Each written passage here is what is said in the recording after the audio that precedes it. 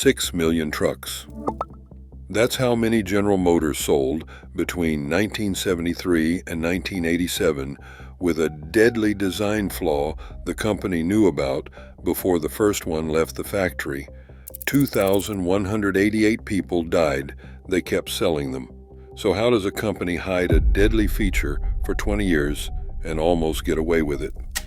On November 17, 1992, NBC's Dateline is about to air a segment called Waiting to Explode, and 14 million people across America are sitting in front of their televisions about to watch a story about General Motors CK pickup trucks, and a fuel tank design the network claims has been killing Americans for nearly 2 decades. In the next hour, something will happen that changes the outcome of every lawsuit and every family and every claim against General Motors, but not in the direction anyone expected. But this story does not start with a television broadcast. It starts with a decision made in a General Motors engineering office in 1970 and with the people who tried to stop it. In the late 1960s, all 3 of the major American automakers, General Motors, Ford, and Chrysler, were facing the same engineering problem. The fuel tanks in their full-size pickup trucks sat inside the cab, which had become increasingly difficult to justify from a safety standpoint as crash research advanced and federal standards tightened. All 3 companies began working on designs that would move the tank outside the passenger compartment. But the question of where exactly to put it outside the cab produced 3 very different answers, and those answers would define what happened to American truck buyers for the next 2 decades. Chrysler's engineers studied the problem and reached a conclusion that their internal documents recorded with unusual clarity. A tank mounted anywhere outside the frame rails, they wrote, would be in a very questionable area given the new federal standards requiring side impact protection. Any side impact, they concluded, would automatically encroach on that area, and the probability of tank leakage would be extremely high. Chrysler moved the tank to the rear of the vehicle behind the axle, tucked inside the frame where the steel rails and the vehicle's own structure would absorb the energy of a side collision before it reached the fuel. General Motors engineers reached a similar technical conclusion. According to internal General Motors documents, Chevrolet engineer Alex Mayer had recommended as far back as 1964 that the fuel tank of the next generation pickup must be mounted outside the cab and as near the center of the vehicle as practical, protected by the frame, not exposed alongside it. The engineering logic was the same as Chrysler's. The center of the vehicle, inside the frame rails, was the protected zone. Outside the frame rails was the crush zone. Every automotive engineer who had studied side impact dynamics understood this distinction. The 1967 Fairchild-Hiller report, commissioned by the Federal Department of Transportation, made the same recommendation in language that left no room for interpretation. The safest position for a fuel tank, it concluded, was above the rear axle between the rear wheels, removed from the area of high probability of damage. Moving the tank away from the crush zone represented the minimum cost of protection and the most effective available solution. This decision seemed small at the time. It wasn't. GM's marketing and sales teams looked at the same engineering problem and saw a different opportunity. Moving the tank to the rear of the vehicle, inside the frame, would limit capacity to a single tank, but mounting tanks on both sides of the truck, outside the frame rails behind the cab, made it possible to offer 2 tanks, doubling the total fuel capacity and giving the CK a range advantage over Ford and Chrysler in a market where contractors and long-haul drivers made purchasing decisions partly on how far they could drive before stopping. The sidesaddle design was not an engineering solution. It was a marketing solution imposed on an engineering problem over the documented objections of the engineers who understood what the frame rails were there to protect. You would think someone would have said something. Nobody did. Within the first year of production, General Motors conducted an accident study comparing the 1973 CK trucks against pre-1973 models and found that the new trucks had more fuel leaks from the fuel tank than the trucks they had replaced. The design that marketing had chosen over the engineers' recommendations was producing exactly the results the engineers had predicted. If that sounds bad, keep watching. Because at the same moment General Motors was discovering that its new fuel tanks were leaking in crashes, the company was also finishing development of a solution for a completely different vehicle that would have addressed the CK problem directly. For the Corvette, which carried its fuel tank in a position exposed to rear impacts, General Motors engineers had designed a double-walled tank, a high-density polyethylene liner encapsulated inside a standard metal tank that dramatically reduced fuel leakage in crash testing. The Corvette high-density polyethylene liner went into production in 1978. General Motors' own internal crash tests in 1982 confirmed that the same liner applied to a CK truck would dramatically reduce fuel leakage in side impacts. The fix existed. It was General Motors' own technology. It was already in production on another vehicle in their lineup. Pay attention to this next detail because it explains everything. Relocating the CK fuel tank inside the frame rails at the time of the 1973 redesign would have cost approximately $8.59 per vehicle. GM chose not to do it. And when their own accident data, their own engineering studies, and their own internal crash tests all confirmed the problem in the years that followed, GM chose not to apply the HDPE liner solution they had already developed for the Corvette either. Instead, they chose a third option, one that appeared nowhere in the engineering reports and cost considerably more than $8.59 per truck. They chose to fight it in court. The first lawsuits began arriving in the late 1970s, filed by families of people who had died in CK fire crashes across the country, and General Motors' legal team developed a response that was as carefully engineered as anything that came out of their technical divisions.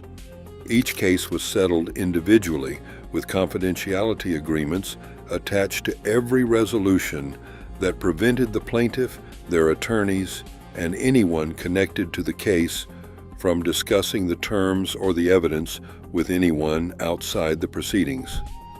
The pattern this created was elegant from a legal defense standpoint. Each new case arrived in court without access to the documentation from the cases that had come before it, because the documentation from every previous case had been sealed.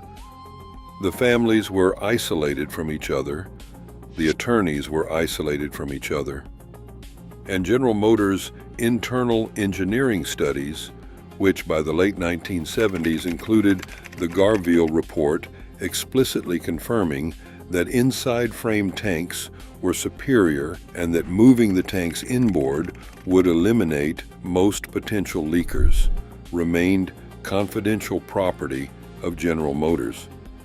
By the mid-1980s, the settlements had become routine operations, with each family receiving compensation and each file disappearing behind a confidentiality wall, while the trucks continued rolling off assembly lines in Flint, Michigan, and Fort Wayne, Indiana, carrying the same side saddle configuration that the 1973 accident study had already flagged as more dangerous than the trucks it replaced.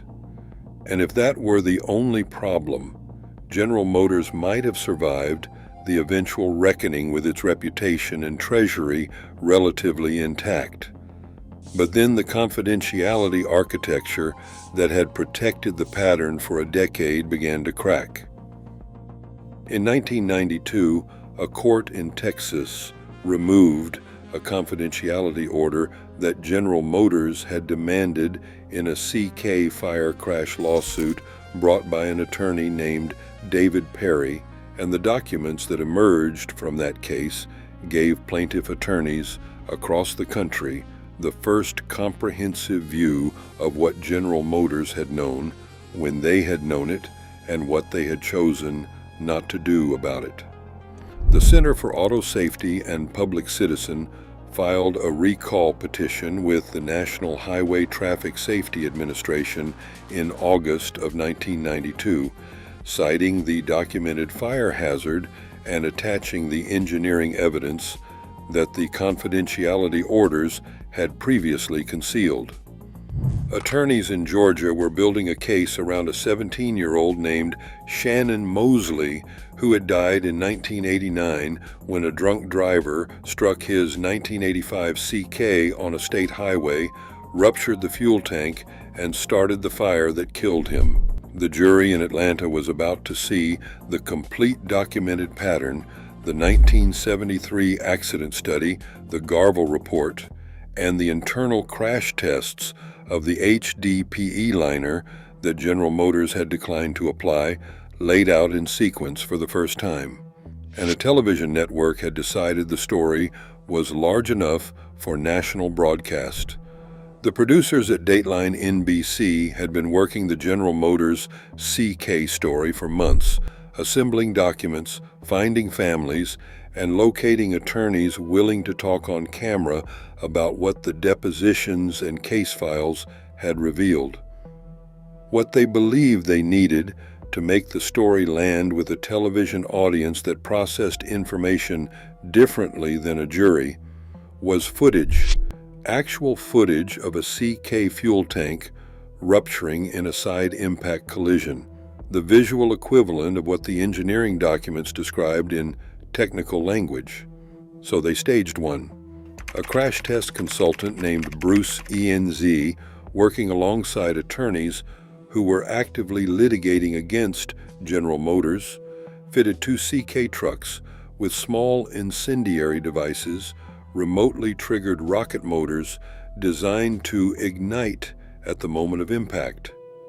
The gas cap on one truck was deliberately replaced with a loose-fitting version that would allow fuel to spill onto the body panels. The planned crash speed was reported publicly as 30 miles per hour, though the actual recorded impact speed was 40 miles per hour. On November 17, 1992, 14 million Americans watched a CK pickup truck burst into flames on contact, with the Dateline narration describing a fuel system so dangerous that a routine side collision could turn a family's truck into a fireball, and footage that looked exactly like what plaintiff attorneys had been describing in courtrooms for 15 years. But here is the detail that everyone missed at the time. The tank never ruptured.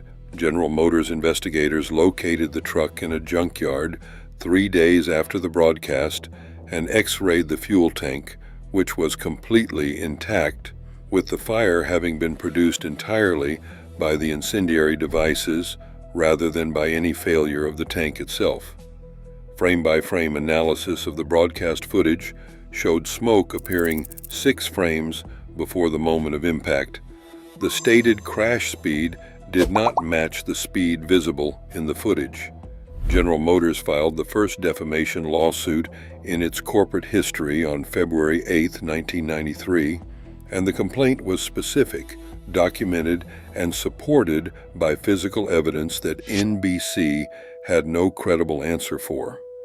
The following day, Jane Pauley and Stone Phillips sat at the Dateline anchor desk and delivered a 3-minute on-air apology acknowledging the incendiary devices, the misrepresented crash speed, and the deliberately ill-fitting gas cap, after which NBC reimbursed General Motors approximately $2 million, and NBC News President Michael Gartner resigned within weeks of the apology. And in courtrooms across the country, the cases against GM shifted in ways that the families who had filed them had not anticipated and could not easily reverse. The most visible piece of evidence in the public record, the footage that had put the CK fuel tank story in front of 14 million people on a single November evening, had been fabricated. And GM's defense attorneys used that fact in deposition after deposition to introduce skepticism about every document, every expert witness, and every claim the plaintiff teams brought forward. The story in the newspapers was no longer about GM and an engineering decision made in 1970. It was about NBC and a faked explosion. GM had not fixed the tanks. They had not recalled the trucks. They had not compensated the families who had settled under confidentiality for amounts that the Mosley verdict would later suggest were far below what a fully informed jury might have awarded. But the network that had tried to hold them accountable had handed them the most effective defense available: a distraction. By 1994, the National Highway Traffic Safety Administration had completed its investigation into the CK fuel tank design and reached the same conclusion that General Motors' own internal engineering studies had reached 20 years earlier, that the sidesaddle configuration presented an unreasonable risk to safety and that the trucks should be recalled. General Motors refused. The Secretary of Transportation, Federico Pena, issued an initial determination of a safety defect in October 1994 that would have triggered a mandatory recall, but rather than face that process, General Motors negotiated a settlement that required the company to spend $51 million on automotive safety research programs over 3 years, with none of that money going directly to the families of the 2,188 people who had died in CK fire crashes since 1973. No cash compensation to the families, no admission of liability, no recall, no retrofit. The truck stayed on the road. In parallel, the class action litigation that had consolidated across 49 states in a federal court in Philadelphia produced a settlement that offered current owners of CK pickups a coupon worth $1,000 toward the purchase of a new General Motors truck or van, not a fix for the truck they already owned. A coupon toward a replacement purchase, which meant the settlement functioned, in practical terms, as a sales incentive for General Motors. At the same time, it closed the legal exposure. The confidentiality agreements from the individual settlements that had preceded the class action remained in place. The internal engineering documents that showed what General Motors had known since 1973 remained sealed in case files. But outside the courtrooms and the regulatory offices, an engineer named Dr. Clarence Diggs had been working on a different kind of answer, operating through the Automotive Safety Research Institute, which had been funded in part by the class action settlement. Diggs designed a retrofit fuel tank that could be placed inside the frame rails of a 1973 to 1987 CK truck, the position that General Motors' own engineers had recommended in the 1960s, that Chrysler had chosen in the early 1970s, and that the 1967 Fairchild-Hiller Federal Report had identified as the minimum cost solution for tank protection. Dig has tested the retrofit tank in a 50 miles per hour side impact crash with a full-size Chevrolet Caprice, a more severe test than the one the NHTSA had used to determine the original tanks were defective. The retrofit tank held. The engineering solution that General Motors had declined in 1973 for $8.59 per vehicle had been independently developed and successfully tested 20 years later. It worked at 50 miles per hour. General Motors did not fund the retrofit program, did not allow its dealers to install the tank, and did not inform CK owners through any official channel that the option existed. The Automotive Safety Research Institute made the retrofit available directly to consumers who sought it out independently. There are still 1973 to 1987 CK trucks on American roads, sitting in farm fields and ranch properties in small towns, where a truck that still runs after 40 years is worth keeping, carrying the same side saddle tanks in the same position outside the frame rails that a room full of marketing executives chose over the documented objections of their own engineers in 1970. The engineering answer was never complicated. The 1967 federal report had it. Alex Mayer had it in 1964. Chrysler had it.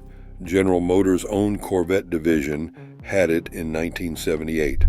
Dr. Diggs proved it again in the 1990s at 50 miles per hour. The fix cost $8.59. The settlements cost $500 million. The trucks are still out there. If you enjoyed this video, watch the next one above.